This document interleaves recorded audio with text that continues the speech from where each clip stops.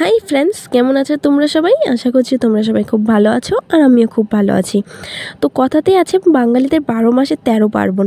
তো ওর ভিতরে একটা পালন করব। কম বেশি সবাই জানো আমরা দিল্লিতে থাকি। তো দিল্লির হিন্দুস্তানির হিসেবেও একটু চলতে হয়।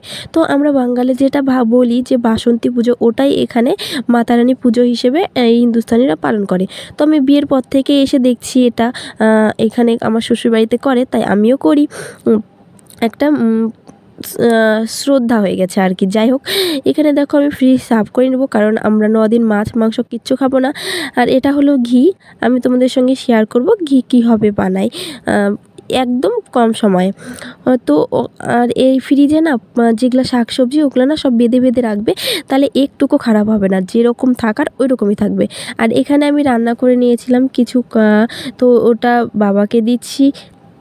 বাবা দেখো খেতে বসে গেছে। এখানে আছে মেথি শাক, আলু দিয়ে বেগুন ভাজা, ডাল, নিরামিষ তরকারি, করলা ভাজা। তো যাই হোক, এখানে দেখো আমি বলেছিলাম তোমাদের সঙ্গে শেয়ার করব, তো আমি শেয়ার করতে পারিনি, কারণ আমি দুপুরে একটু ঘুমিয়ে গেছিলাম। তো ওই সুযোগে দেখি মা এটা ঘি বানিয়ে চুলোতে উঠিয়েও দিয়েছে, চড়িয়েও দিয়েছে। তো এখানে ঘি বের হচ্ছে দেখো। এটা একটু জাল দিলেই বাস ঘি বের হয়ে যাবে। তো এখানে এটা এতটা বেশি, যেটা দেখছো না যে সাদা সাদা, এতটা বেশি বের হতো না। তো এটা বেশি ভালো করে করতে পারিনি তার জন্য। তো এখানে দেখো ঘি বের হয়ে গেছে। এখানে এক পর না আধা কিলো বাস হবে ঘি। তো খুব এটা দেশি ঘি, আর আমরা বাড়ির বানিয়েই খাই।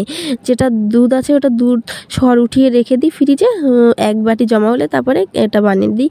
তো ওখানে দেখলেই যে দুধ, এটা যে ঘি থেকে ছেঁকে যেটা বেরোয় ওটা আমি ফেলি না, ওটা আমি চিনি দিয়ে মিক্স করে খাই, খুব টেস্ট হয়। আর এখানে দেখো আমার মাতা রানীকে আমি পরিষ্কার করে সাজিয়ে দিয়েছি। সাজিয়ে দিইনি, আমি আজকে সাজাবো।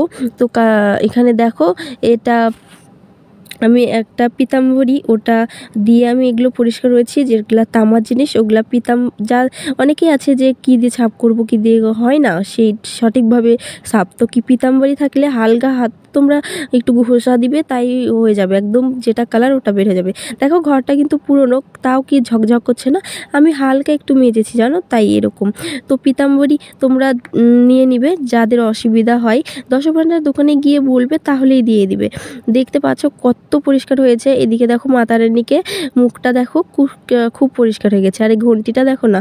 আর ওইদিকে আমার গণেশ বাবাজি আছে, গণেশ বাবাজিও একদম চমকে গেছে। তো যাই হোক, এই পিতাম্বরী তোমাদের সঙ্গে আমি শেয়ার করছি, দেখিয়ে দিচ্ছি। দেখো এরকম হবে। তো বাস হালকা হাতে ঘষা দিবে, তাই উঠে যাবে। তো আজকের মতো এখানেই, বাই বাই, দেখা হচ্ছে নতুন।